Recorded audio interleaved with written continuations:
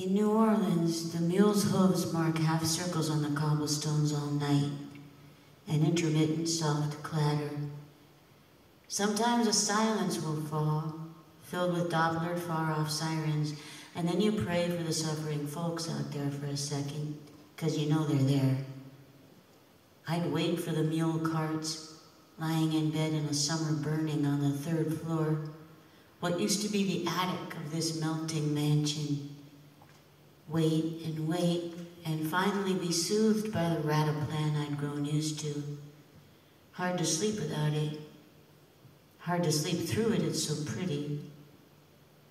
Supposed to be haunted, this melting mansion. And since everybody here wants to be haunted, we know the story of this ghost. Woman set herself on fire. Not much of a story, I guess, now that I type it, but we read a bunch of backstory into it. Her mad pain and the wet swamp heat burned off by fire in the very bed we were lying in. I stared at the ceiling, at a silver-white strip of moonlight, though mist covered the moon, and tried to remember the way I'd heard it. The story part wasn't so much her death, but what came after it. She sits on your chest in the night and presses into you with ghost hands while you lie in her bed. The pressure is enough that you can't breathe. You can't scream either as you begin to suffocate. Right before you die by a dead hand, she releases you, air rushing into your lungs, and then she's gone, and a southern moon all silver white in your window like tonight. You awake? Yeah. When she sits on your chest, is she on fire? You mean like a ghost fire? Yeah. Or is she pre-fire her? Or post, all burned up? Huh, they would all be cool.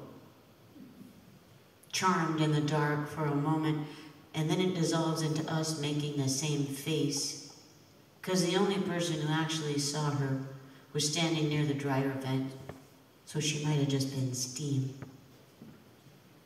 The children slept on makeshift beds behind sheets hung like curtains. They sweated and kicked, dreaming like crazy, then woke early asking for water, though the air was filled with water. Dew, rain, mist, fog hover, sun held in water molecules drifting over leaf litter. I could keep listing waters for you because the place is infused with moisture. The thing is, water carries sound. A desert silence speaks to this, so songs live here. People know and will tell you there is music in the air in New Orleans. Sounds so lame, is so true. And not just the calliope music that's born in the bywater and rains over the quarter.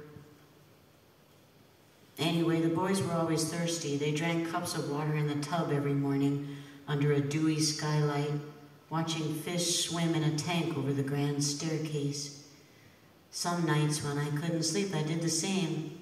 Stars foggy through the glass above me, dark fish keeping dark time, and listened to our mixes steaming up the stairs like ghosts. I did love that clatter so much. Good night.